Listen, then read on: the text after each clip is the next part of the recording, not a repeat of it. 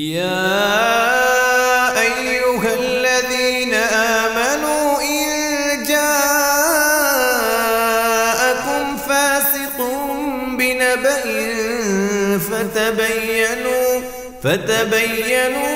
أن تصيبوا قوما بجهالة فتصبحوا على ما فعلتم نادمين۔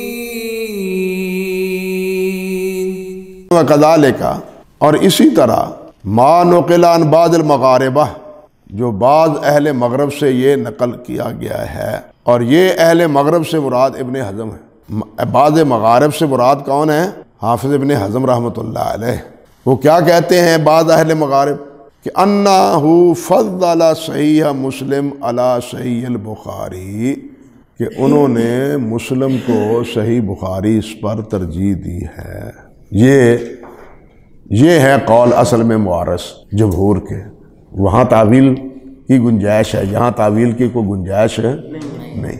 وہ کہتے ہیں، اللہ آپ کا بھلا کرے، وہ فرماتے ہیں کہ انہو فضل صحیح مسلم علی صحیح البخاری، فذالک، حافظ کہتے ہیں فذالک فیما یرجع الی حسن السیاق وجودۃ الوضع والترتیب، اور یہ اس لیے ہے فیما یرجع، جو لوٹتی ہے بات اس کے حسن سیاق سے، اس کے حسن سیاق کی طرف، کہ امام مسلم رحمۃ اللہ علیہ نے جو روایات ذکر کی ہیں وہ نہایت خوبصورتی سے ایک ہی جگہ مکمل ذکر کرتے ہیں۔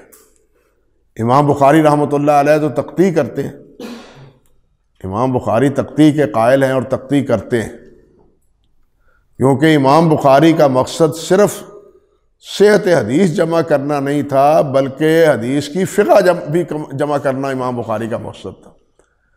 اس لیے وہ حدیث کی تقطیع کرتے ہیں، جتنا حصہ یہاں استدلال مقصود ہے وہ یہاں ذکر کرتے ہیں، دوسری جگہ جہاں حصہ مطلوب ہوتا ہے وہ وہاں ذکر کرتے ہیں۔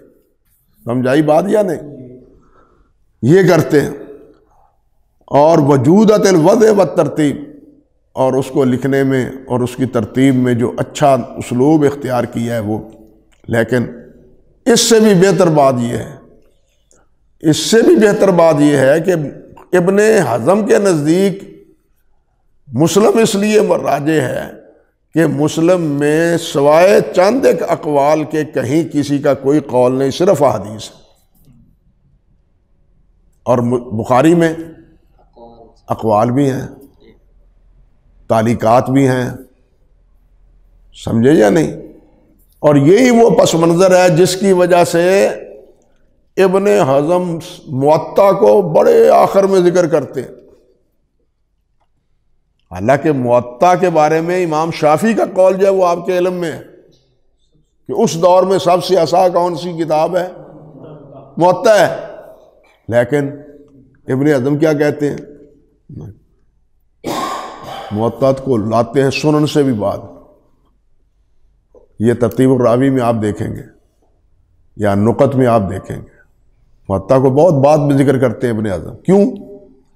کہ موطا میں مراسیل بھی ہیں، بلاغات بھی ہیں، اقوال بھی ہیں، صرف حدیث تو نہیں۔ وہ اہل ظاہر ہیں نا، تو وہ ظاہری صرف حدیث کو مانتے ہیں اور کسی قول کو ماننے کے لیے وہ تیار نہیں ہے۔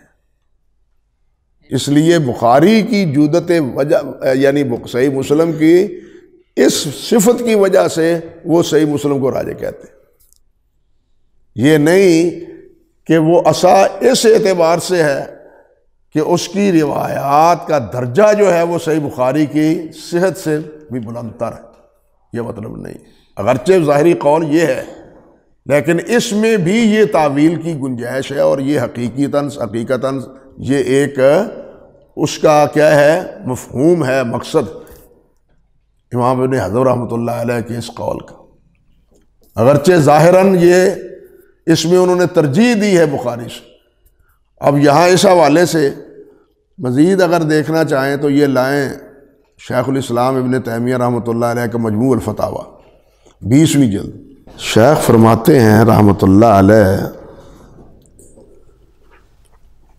پہلے تو انہوں نے امام شافعی کا قول نقل کیا ہے کہ ما تحت عدیم السماء کتاب اکثر ثوابا بعد کتاب اللہ من موطا مالک وہو کما قال الشافعی وہذا لا يعارض ما علیہ ائمۃ الاسلام من انہ لیس بعد القرآن کتاب اصح من صحیح البخاری و مسلم ما ان الائمۃ علی ان البخاری اصح من مسلم.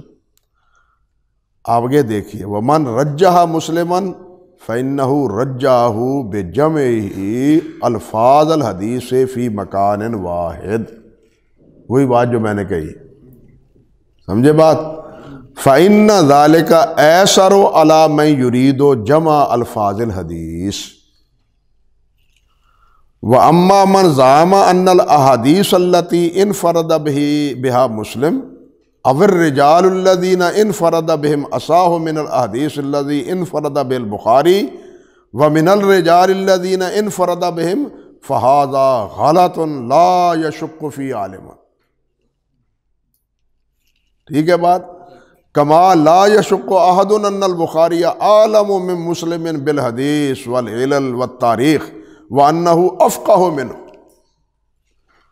اذ البخاری و ابو داود افقہ اہل الصحیح والسنن المشہورہ وان کان قد یتفق لبعض من فرد به مسلم ان یرجح على بعض من فرد به البخاری فهذا قلیل والغالب بخلاف ذلك.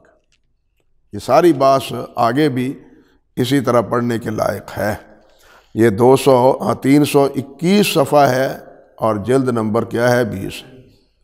سمجھ آ گئی بات؟ اللہ اکبر کبیرہ. اللہ اکبر. اللہ کہتے ہیں، حافظ کہتے ہیں رحمۃ اللہ علیہ کہ وَلَمْ يُفْصِحْ أَحَدٌ مِّنْهُمْ، اور کسی نے بھی ان میں سے اس کی وضاحت نہیں کی. یہاں یہ بات بھی میں آپ سے عرض کر دوں کہ یہ جو کتابیں ہیں نا احکام میں، کتب احکام میں، اور بالخصوص مغرب میں علماء نے جنہوں نے احکام پر کتابیں لکھی ہیں، جیسے امام عبدالحق ہیں، امام عبدالحق ہیں، اور دیگر اسی طرح وہ حضرات جنہوں نے احکام پر کتابیں لکھی ہیں، وہ جب حدیث ذکر کرتے ہیں تو وہ اکثر و بیشتر مسلم، صحیح مسلم کے حوالے سے درج کرتے ہیں. اور یہ اس وجہ سے کہ امام مسلم رحمۃ اللہ علیہ متن کو ذکر کرنے میں ایک ہی جگہ متن کو ذکر کرتے ہیں اور اس کی تصحیح کا بھی اہتمام کرتے ہیں، روایت باللفظ کا. اگرچہ روایت بالمعنی جائز ہے دونوں کے نزدیک، امام بخاری میں تو بہت توسع ہے اس مسئلے میں، لیکن امام مسلم زیادہ کوشش کرتے ہیں کہ روایت باللفظ ہو، اور جہاں روایت ہو وہ مکمل ہو. اس وجہ سے احکام پر کتابیں لکھنے والوں نے، حضرات نے، جب وہ حدیث نقل کرتے ہیں تو کہتے ہیں واللفظ لمسلم. یہ لفظ پڑھیں گے آپ بار بار، واللفظ لمسلم. یہ لفظ حوالہ دیں گے والبخاری و مسلم، لیکن ساتھ کیا کہیں گے؟ واللفظ لمسلم، لفظ مسلم کے. صحیح ہے بات؟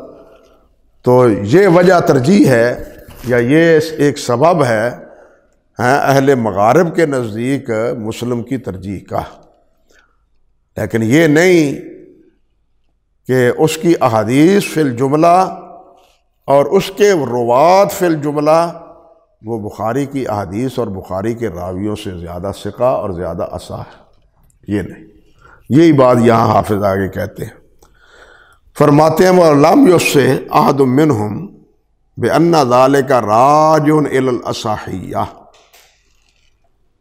کہ یہ فصاحت، اس میں وضاحت نہیں ہے، ان میں سے کسی نے نہیں کی کہ یہ قول جو اہل مغرب نے بعض نے کہا ہے یہ اصحیت کی طرف لوٹتی ہے. وَلَوْ أَفْصَحُوا بِهِ، اور اگر وہ اس کی وضاحت کرتے لَرَدَّهُ عَلَيْهِمْ شَاهِدُ الْوُجُودِ، تو موجودہ گواہ جو ہیں وہ ان پر رد کرتے، موجود گواہ جو ہیں وہ ان پر کیا کرتے ہیں، یعنی موجود گواہ سے مراد علماء، موجود اس دور کے علماء ان پر رد کرتے. کیوں؟ فالصفات التی تدور علیہ الصحۃ فی کتاب البخاری اتم منہا فی کتاب مسلم و اشد، کیونکہ وہ صفات جس پر صحت کا مدار ہے، وہ صفات جس پر صحت کا کیا ہے، مدار ہے، تدور علیہ الصحۃ فی کتاب البخاری اتم منہا فی کتاب مسلم و اشد، وہ زیادہ کیا ہے، مکمل ہے اور زیادہ سخت ہے. اللہ اکبر کبیرہ. کہتے ہیں وَأَمَّا رُجْحَانُهُ مِنْ حَيْثُ الْاِتِّصَالِ. اب یہاں یہ مسئلہ آتا ہے، رہ گیا اتصال میں صحیح بخاری کا یعنی کی ترجیح. فَلِاشْتِرَاطِهِ أَنْ يَكُونَ الرَّاوِيُّ قَدْ ثَبَتَ لَهُ لِقَاءُ مَنْ رَوَىٰ عَنْهُ وَلَوْ مَرَّةً. تو اس کے نزدیک، امام بخاری کے نزدیک یہ شرط ہے کہ راوی کو اپنے جس سے وہ روایت کرتا ہے وہ کیا ہو، لقاء اس کو حاصل، ملاقات حاصل ہو، ولو مرہ، اگرچہ ایک ہی بار کیوں نہ ہو. ملاقات شرط ہے اگرچہ ایک. یہی بات اتصال سند کے حوالے سے پہلے بھی ایک جگہ آئی ہے صحیح امام بخاری کے حوالے سے. وہاں میں نے آپ سے ذکر کیا تھا کہ حافظ سخاوی رحمۃ اللہ علیہ نے فرمایا ہے، وضاحت کی ہے کہ ہمارے شیخ نے یہ جو لقاء کی بات کی ہے امام بخاری کے متعلق، اس سے مراد سماع ہے. اس سے مراد کیا ہے، سماع ہے. یا اس سے وہ لقاء مراد ہے کہ جس میں سماع کا احتمال قوی ہے، وہ لقاء جس میں سماع کا احتمال قوی ہے،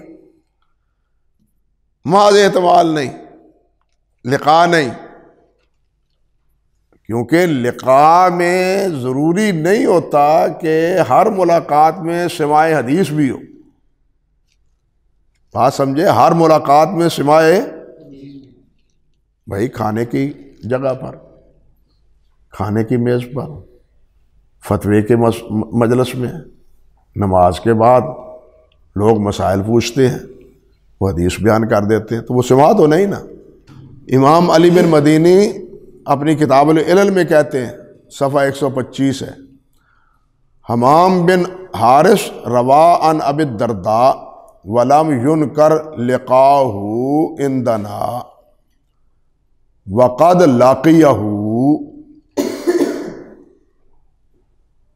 لاقیہ ولم یقل سمعت. دیکھیے وہی بات جو میں پہلے کہہ رہا تھا، حمام روایت کرتے ہیں، حمام بن حارث روایت کرتے ہیں حضرت ابو الدرداء سے رضی اللہ تعالی عنہ سے،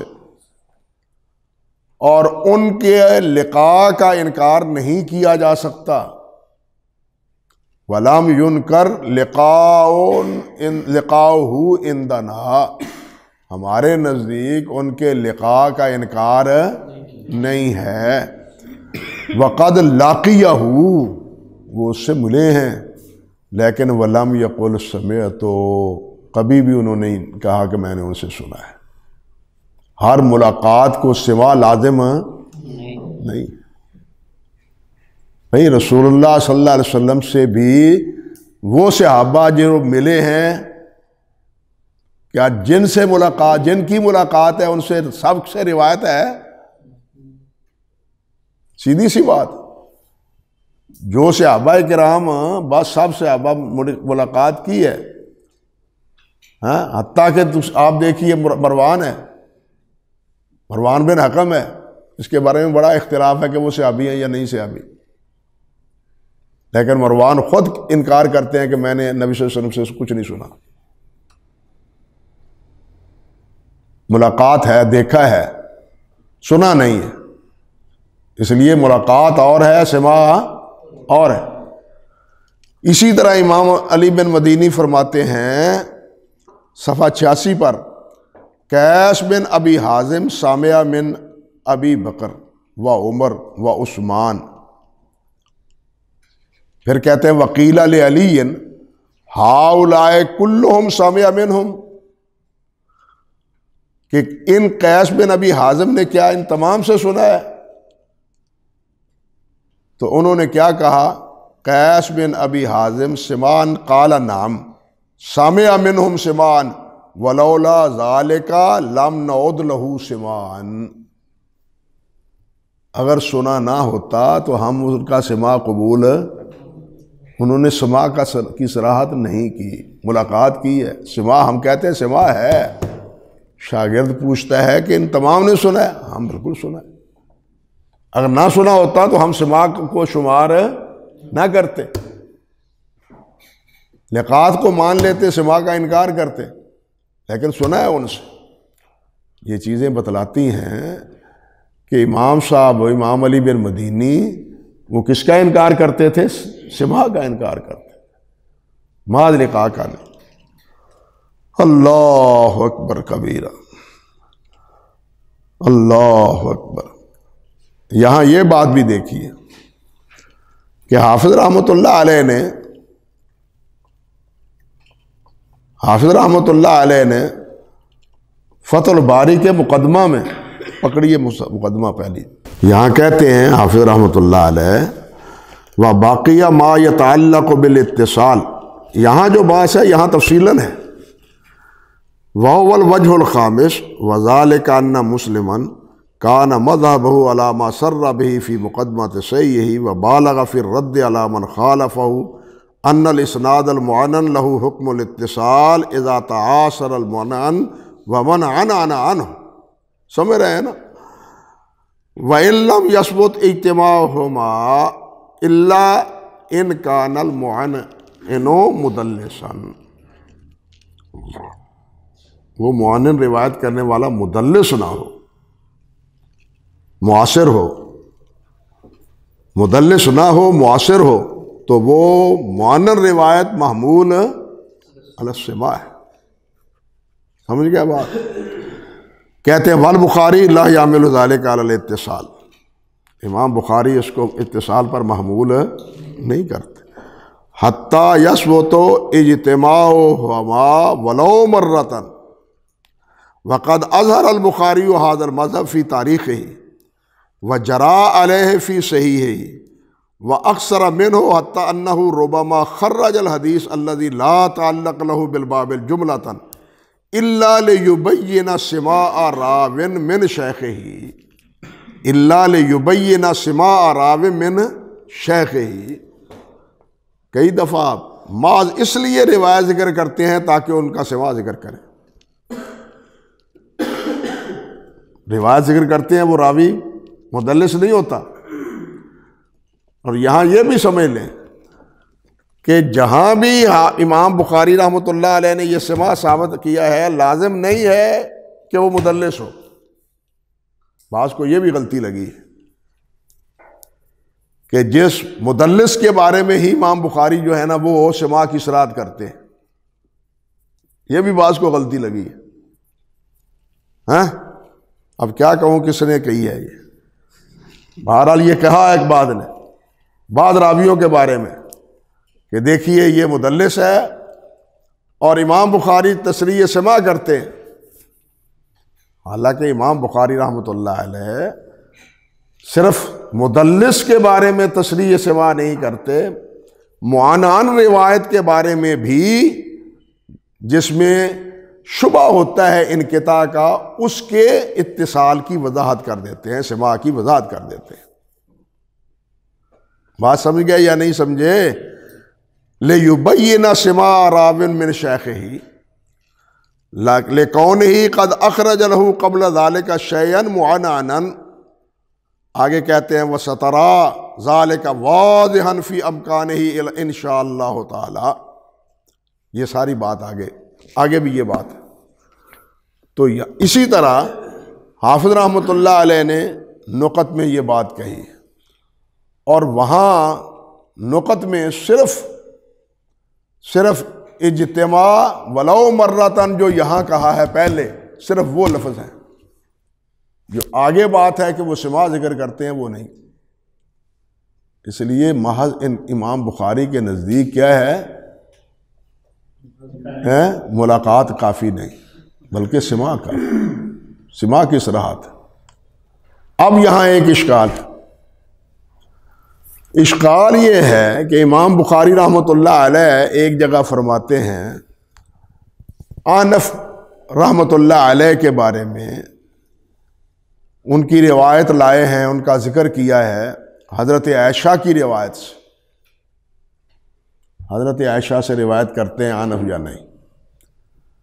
امام بخاری وہاں فرماتے ہیں وَلَا نُنْكِرُ أَن يَكُونَ سَمِعَ مِنْهَا لِأَنَّ بَيْنَ مَوْتِ عائشہ وَالْأَحْنَفِ قَرِيبٌ مِّنْ 12 سنہ، دونوں کی وفات کے درمیان 12 سال کا وقفہ ہے، 12 سال کی موافقت، معاصرت، سمجھے نا؟ احنف بن قیس کا ترجمہ دکھائیں مجھے، یا تاریخ صغیر ہے نا وہ ہندی طبع، التاریخ الصغیر ہندی طبع امام بخاری کی، میرے پاس تو وہی ہے نا، اسی لیے دیکھیں اگر ہو تو۔ اللہ اکبر کبیرہ، یہ بڑی مشکل بحث ہے اور اس کو آپ کو لکھنا چاہیے، یہ آپ کو کسی ان کتابوں میں اکثر ملے گی نہیں، بڑی محنت کی ہے میں نے اس مسئلے میں، اور بعض نے تو یہ انکار ہی کیا ہے، جس طرح شریف حاتم ہے کہ امام بخاری اور امام مسلم کا یہ اصول ہی نہیں ہے۔ اب یہ تصریحات امام علی بن مدینی رحمۃ اللہ علیہ کی اور امام بخاری رحمۃ اللہ علیہ کی وہ کہاں گئی؟ وہ کہتے ہیں کہ یہ بات سب سے پہلے ابن الصلاح نے کہی ہے۔ بھائی ابن الصلاح نے کہی ہے، چلیے، حالانکہ یہی بات حافظ اسماعیلی کے حوالہ سے علامہ عینی نے عمدۃ القاری میں بھی نقل کی ہے کہ امام بخاری کا یہ موقف، سمجھے نا؟ لیکن یہ تصریحات کس کھاتے میں ڈالیں گے ہم؟ شاہ صاحب نے اس کو چھاپا تھا، یہ شاہ عبدالشکور صاحب رحمۃ اللہ علیہ نے ہندی نسخہ، یہ ہندی نسخہ مولانا شمس الحق محدث رحمۃ اللہ علیہ کے وہاں پر، بلکہ ان کے بعد حواشی سے پہلی بار چھپا تھا ہندوستان۔ تاریخ الصغیر بھی، ضعفاء امام بخاری کی بھی اور ضعفاء امام نسائی کی، یہ اکٹھی ایک جگہ چھپی تھی ہندوستان سے پہلی بار۔ اسی کا فوٹو پھر مرحوم عبدالشکور شاہ صاحب رحمۃ اللہ علیہ نے کیا تھا۔ اللہ اکبر کبیرہ۔ حدثنی عبیدہ قال حدثنا عبد الصمد حدثنا عبداللہ بن بکر بن عبداللہ الموزنی سمعت یوسف بن عبداللہ بن حارث کنت عند الاحنف بن قیس وہو یوسف ابن اخت محمد بن سیرین و عبداللہ ابو الولید روا عن عائشہ و ابی ہریرہ ولا ننکر ان یکون سامع منہما لأن بین موت عائشہ والاحنف قریب من 12 سنہ۔